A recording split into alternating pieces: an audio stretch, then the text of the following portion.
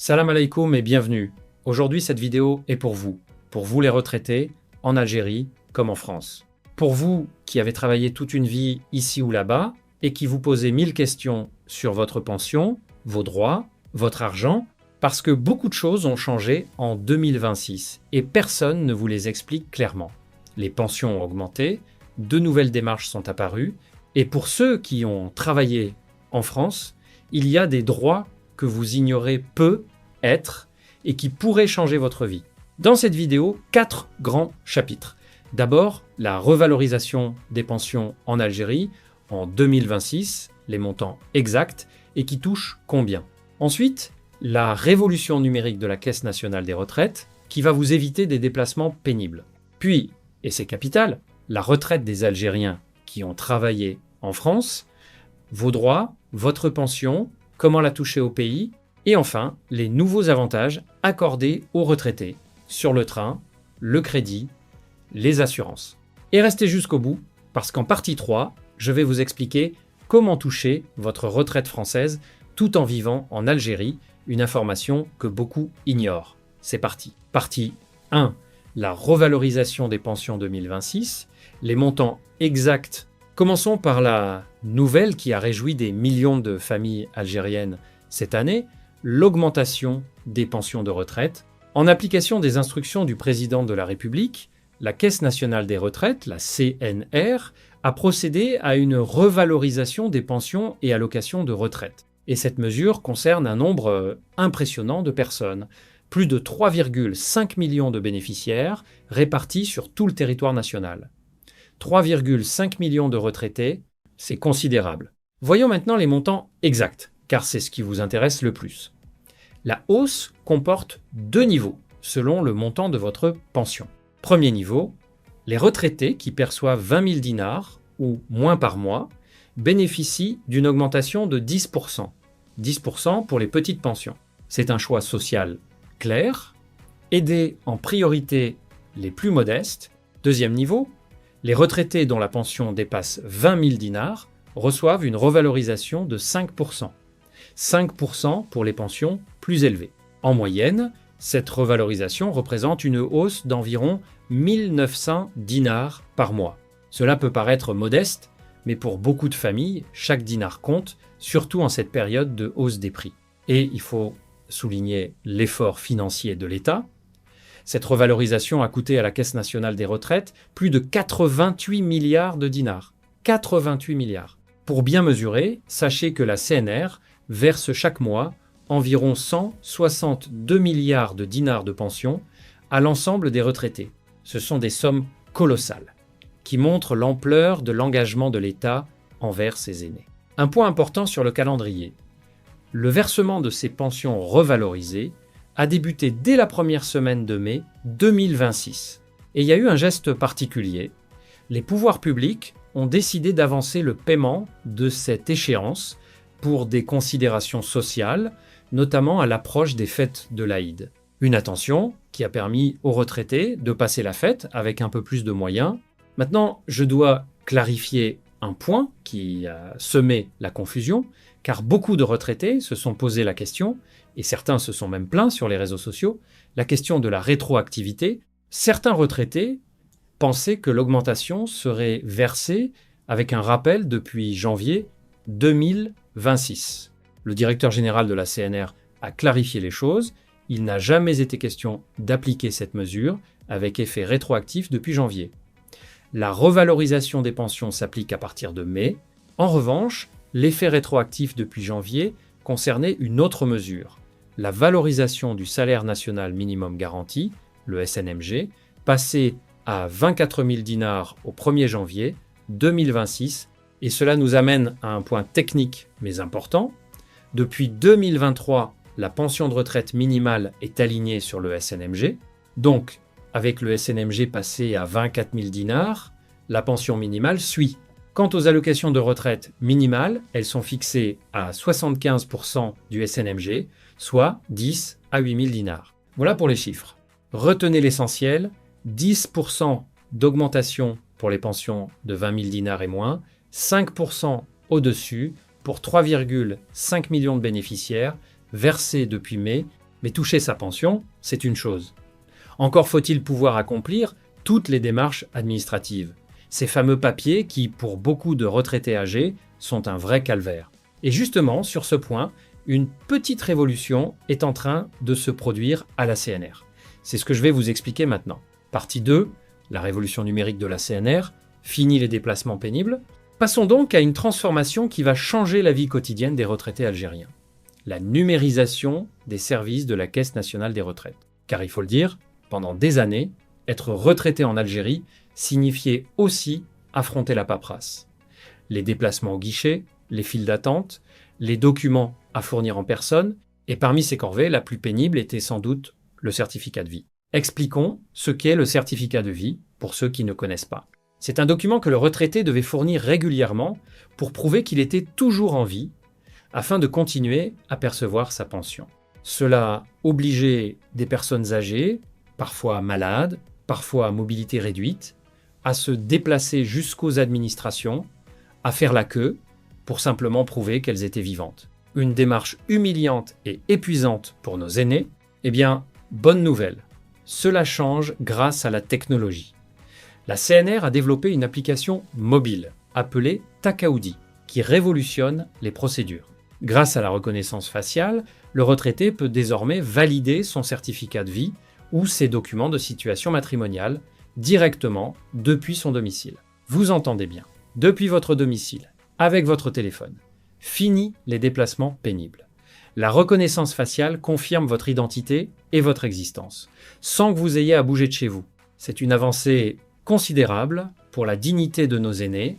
Une personne âgée, un malade, quelqu'un qui vit loin d'une administration, peut désormais accomplir cette démarche en quelques secondes, tranquillement chez lui, ou avec l'aide de ses enfants ou petits-enfants.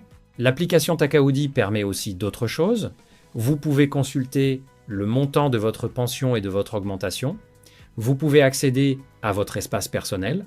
Vous pouvez suivre votre dossier. Et pour connaître le montant de la hausse, la CNR a mis en place 3 canaux. Un message SMS envoyé aux retraités, l'application mobile Takaoudi et le site officiel de la CNR. 3 moyens pour que chacun, quel que soit son rapport à la technologie, puisse s'informer. La CNR va même plus loin dans sa modernisation. Elle ambitionne de devenir, à moyen terme, l'une des premières institutions du pays à offrir un service totalement numérisé, ce qu'on appelle le zéro papier. Un service où plus aucune démarche n'exigerait de déplacement ou de documents papier. Ce serait une transformation profonde de la relation entre l'administration et les retraités.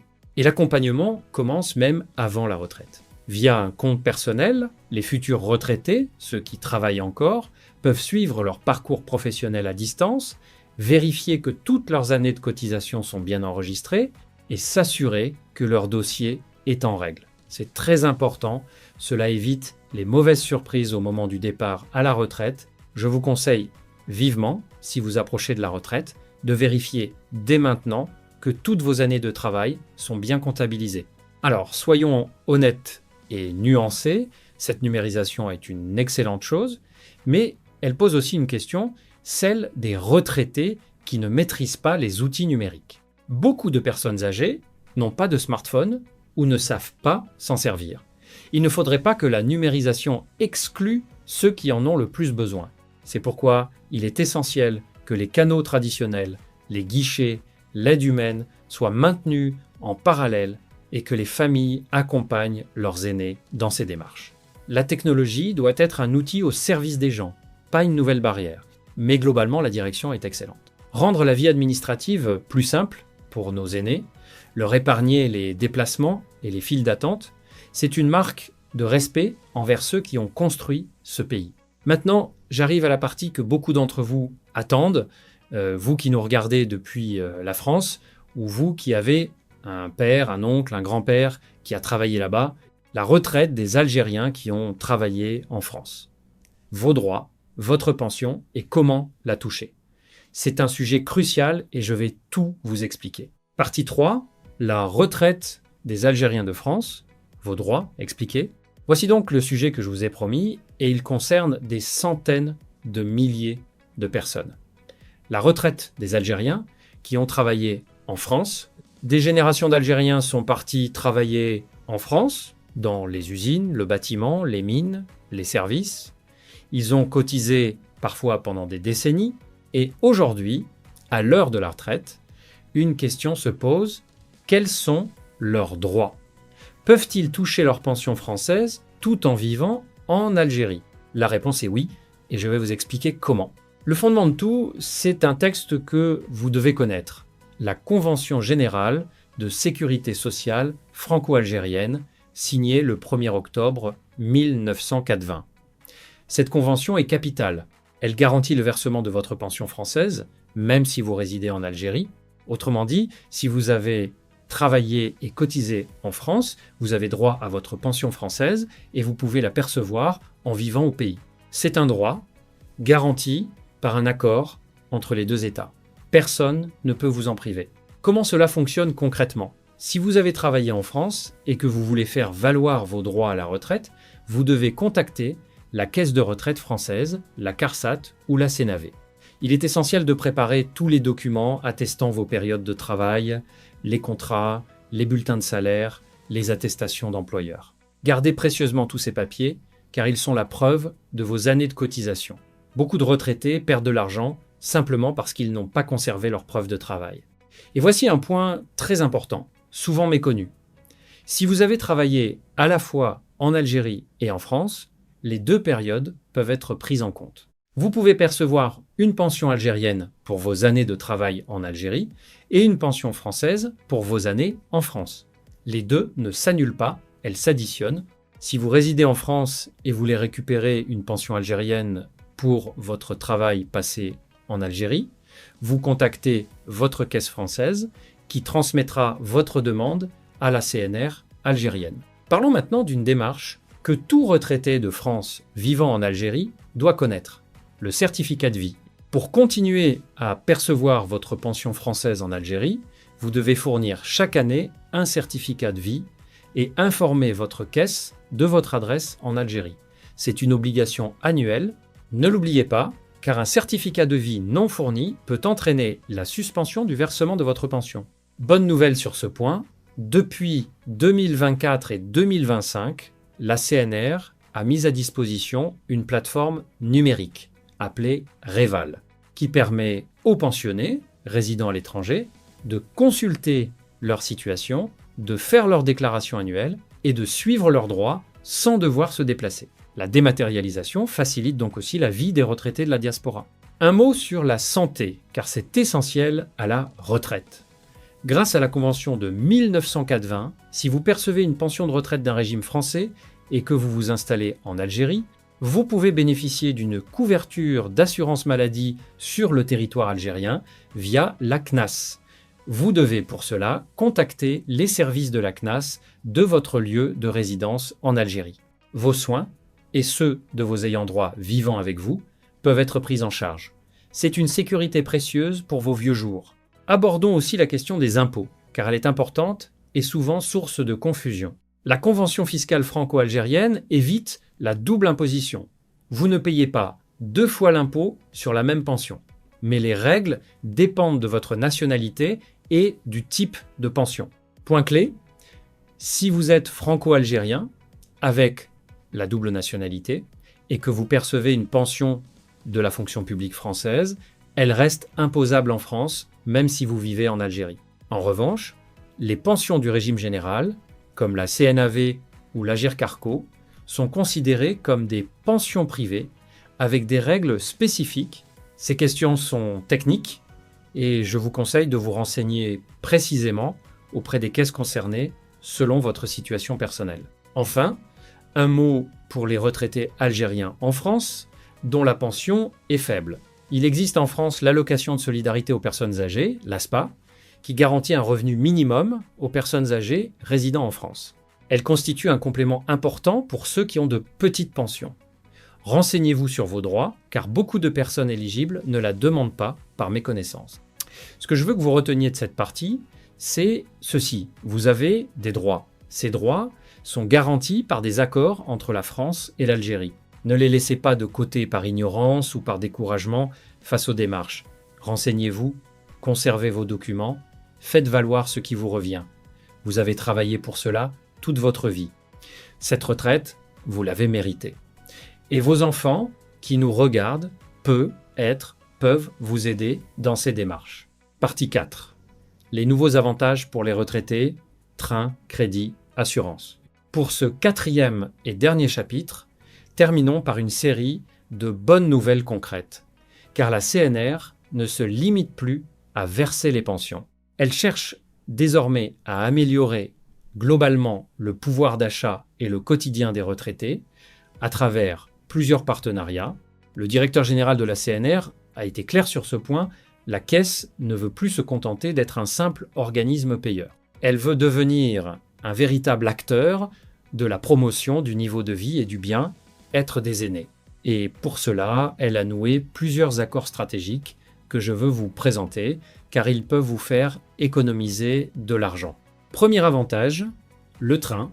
La CNR est en discussion avec la Société nationale des transports ferroviaires, la SNTF, pour signer une convention accordant des réductions sur les prix des billets de train aux retraités. Imaginez, des trajets moins chers pour aller voir votre famille dans une autre wilaya, pour vous déplacer, pour voyager à travers le pays. Pour des retraités aux revenus modestes, c'est une aide précieuse à la mobilité. Deuxième avantage, le crédit. Une convention a déjà été signée avec la Banque de développement local, la BDL, pour faciliter l'accès au crédit aux retraités. C'est important, car les personnes âgées ont souvent du mal à obtenir des crédits, les banques les considérant comme des profils à risque. Cet accord leur ouvre des possibilités, par exemple pour financer des travaux dans leur logement, un projet, ou faire face à une dépense imprévue. Troisième avantage, les assurances. Un accord a été conclu avec la compagnie d'assurance SAA, prévoyant des réductions tarifaires sur les assurances automobiles et autres produits d'assurance. Encore des économies concrètes pour les retraités qui possèdent une voiture. Et la CNR annonce vouloir aller plus loin, en couvrant l'ensemble du quotidien. Le transport, le crédit, l'assurance, la communication. L'idée est de nouer des partenariats dans tous les domaines de la vie courante pour offrir aux retraités des tarifs préférentiels et améliorer leur pouvoir d'achat. Ces mesures, mises bout à bout, dessinent une nouvelle vision de la retraite en Algérie. Non plus seulement une pension versée chaque mois, mais un accompagnement global de nos aînés dans tous les aspects de leur vie. C'est une approche moderne et respectueuse qui reconnaît que les retraités méritent de vivre dignement après une vie de travail, mais soyons lucides, car c'est la marque de cette chaîne. Ces avantages sont une bonne chose, mais ils ne remplacent pas l'essentiel. Le niveau des pensions et le pouvoir d'achat. Avec l'inflation, avec la hausse des prix des produits de base, beaucoup de retraités continuent de vivre difficilement. Une pension minimale de 20 000 dinars, même avec des réductions sur le train, reste modeste face au coût de la vie. Le vrai défi, pour les années à venir, sera de continuer à revaloriser les pensions pour qu'elles suivent réellement le coût de la vie. Il y a aussi la question de la soutenabilité financière du système. Avec une masse de pensions de 162 milliards de dinars par mois et un nombre de retraités qui augmente, la CNR fait face à des défis structurels réels. Assurer l'équilibre financier du système de retraite sur le long terme, tout en revalorisant les pensions, est un exercice difficile qui demandera des réformes et une gestion rigoureuse. Mais l'engagement de l'État envers ses aînés est réel et visible. Et c'est une question de justice. Ceux qui ont travaillé toute leur vie, qui ont construit l'Algérie, qui ont élevé leurs enfants, méritent une retraite digne et sereine. C'est le devoir de toute société de prendre soin de ses anciens. Voilà pour ce grand tour d'horizon de la retraite en Algérie et pour les Algériens de France. Récapitulons les points essentiels. Les pensions ont été revalorisées en 2026. 10% d'augmentation pour les pensions de 20 000 dinars et moins, 5% au-dessus pour plus de 3,5 millions de bénéficiaires versés depuis mai pour un coût de 88 milliards de dinars. La Caisse nationale des retraites se modernise avec l'application Takaoudi et la reconnaissance faciale qui permettent de valider son certificat de vie depuis chez soi sans déplacement pénible et vise un service zéro papier. Les Algériens qui ont travaillé en France ont des droits garantis par la Convention franco-algérienne de 1980. Ils peuvent toucher leur pension française en vivant en Algérie, cumuler leurs droits français et algériens, bénéficier d'une couverture maladie via la CNAS et éviter la double imposition. Des droits qu'il faut connaître et faire valoir. Et de nouveaux avantages sont accordés aux retraités. Réduction sur le train avec la SNTF, accès facilité au crédit avec la BDL, tarifs préférentiels sur les assurances avec la SAA, les pensions, la numérisation, les droits en France, les avantages, une même idée, mieux prendre soin de nos aînés, ceux qui ont bâti ce pays et qui méritent une retraite digne en Algérie comme dans la diaspora. Merci d'avoir suivi cette vidéo jusqu'au bout. Si elle vous a été utile, likez, abonnez-vous et surtout partagez-la avec vos parents, vos grands-parents, vos proches retraités. Cette information peut vraiment les aider. Et vous qui êtes retraité, dites-moi en commentaire, avez-vous rencontré des difficultés avec votre pension ou vos démarches? Votre témoignage peut aider les autres. On se retrouve très bientôt pour continuer à suivre ensemble, avec passion et honnêteté, cette Algérie qui avance et qui n'oublie pas ses aînés.